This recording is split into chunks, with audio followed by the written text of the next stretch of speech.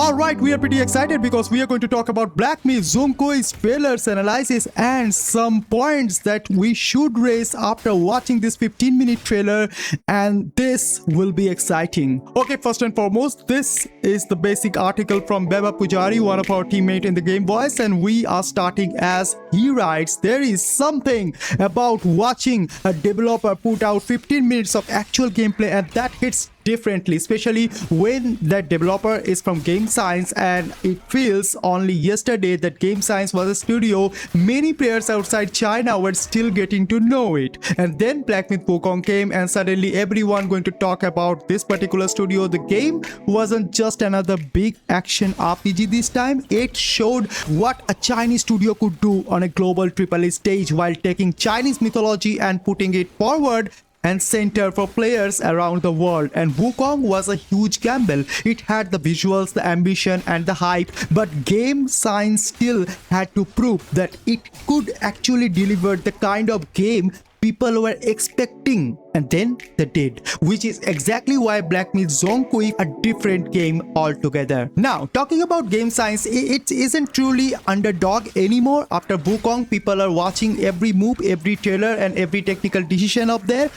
Expectations are no longer simply about whether the studio can make a great looking game or not. Now the question is whether it can put everything they learned from Wukong and actually build something around it, and that is what made this 15-minute trailer, the gameplay reveal, you could say, interesting to us. But as someone who play games and also spend a lot of time looking at the games through the game tester lens, the thing that caught my attention were not only the visuals, it was the movement, the combat, the way the encounter seems to be structured, and the most importantly, how different this feels from Wukong. The easiest thing Game Science could have done would have been to take that walk from Black Myth Wukong and put another character in it and build a whole new story around it, and thankfully that doesn't seem to be what is happening over here. Zhong appears to be taking the Black Myth formula and pushing it farther in a different direction. Instead of playing as the Monkey King, we are following a humanoid swordsman.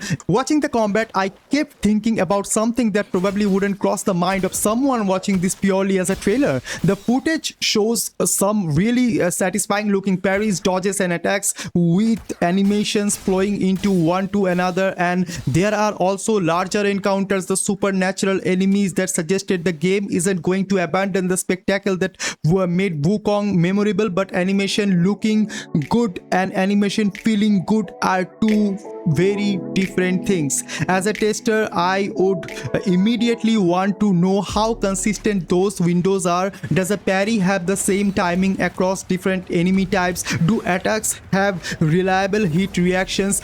How readable are enemies' animation when several enemies are attacking you at the same time? How much of the combat is skill based and how much relies on abilities or progression? And perhaps the biggest question, does the combat remain satisfying when the novelty wears off? Now, something else stood out to me while watching the particular footage. Game Science seems to be getting even more ambitious with its environments. There is a lot of happening in visually, lighting, weather, materials, environment effects, and the enemy design all seem to have received a serious upgrade, and there are moments when it genuinely becomes difficult to tell where the gameplay actually ends and a cinematic sequence begins. And this is where Wukong gives me a reason to be optimistic. Game Science has already demonstrated that it understands how to build visually impressive environments. Now it looks like the studio is trying to make those environments feel more alive and creative one more time. We even get glimpses of environments elements such as fire, rain, electricity interacting with the world and combat. Now let's talk about the camera. You know, one of the more subtle differences from Wukong is the presentation of the combat. The camera feels closer to the character this time in several encounters, which changes how the fight read. You are not only looking at some enormous mythical creature from a distance. There are moments where it feels much more personal and surreal, and that would work extremely well some point of time, but it also create a different set of challenges altogether. Close camera combat needs extremely good enemy readability, attacks need to be telegraphed properly, hitboxes needs to be checked, and camera collisions needs to be handled carefully. Because when you are fighting multiple enemies in a tight space, a beautiful camera can very quickly become a frustrating camera. That's something I'll be watching very closely whenever we eventually get our hands on to the game. And then let's talk about the bosses. Of course, Game Science wasn't going to give us 15 minutes without showing something enormous. The footages gives us a look at the much larger enemies encounter, and once again the scale is ridiculous. But I'm actually more interested in what happens between these big encounters. One of the things I liked about Wukong was that the world constantly gave you something to discover. If Zhong is going to follow the same philosophy, I am hoping the smaller encounters and exploration have just as much thought put into them as the bosses,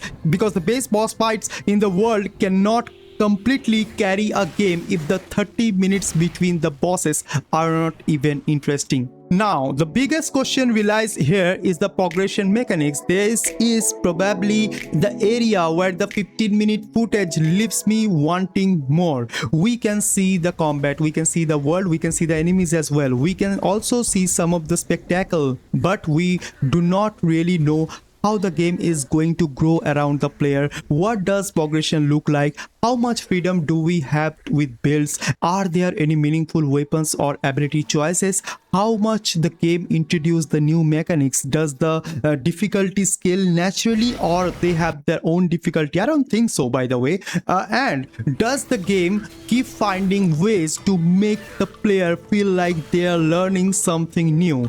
These are the basic questions that will ultimately determine whether Zhong is simply be another technical impressive action game or something that stays with player long after they finish it, just like Black Myth Wukong. Ladies and gentlemen, the footage, if I look, it's incredibly polished. The game science has been very clear that this is a work in progress build, and that is not the final release whatsoever. It could be different, right? The gameplay was captured in game at a 20:9 aspect ratio, so I am not going to sit there and pretend I can finally judge the performance from this particular trailer, and I shouldn't. But I am pretty interested in it because Wukong showed just how technically demanding game size game can be. If Zhong is pushing the visual quality even further while also increasing the environmental interactions, then enemy counts and combat complexity optimization is going to be one of the biggest things I will be watching as development progresses. And honestly,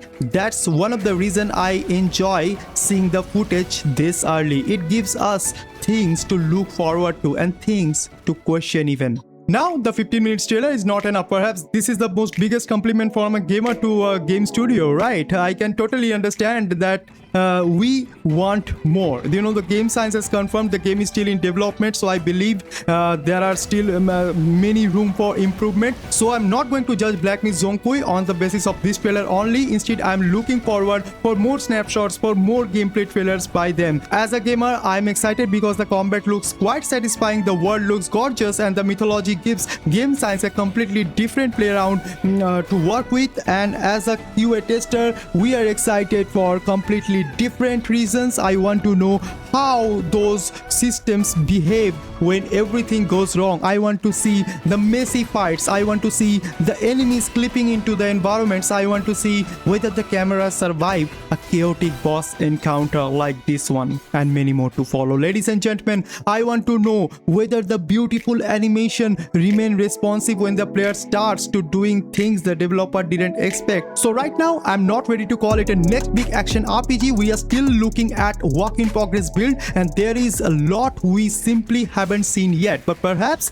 that's exactly why this reveal worked for me. Game science didn't need to convince me that Zhong Kui. As a gamer, I walked away excited to play it. As a QA, I walked away with about 100 of questions in my mind I want answer before the launch. And Black Myth Wukong proved that the game science could make such an amazing gameplay with lots of good game lore, and Black Myth Zhong might be where we found out just how the studio has learned since then. 15 minutes was not enough to get our attention. Now we want to see what happens when they give us the rest of the game. Thanks for watching.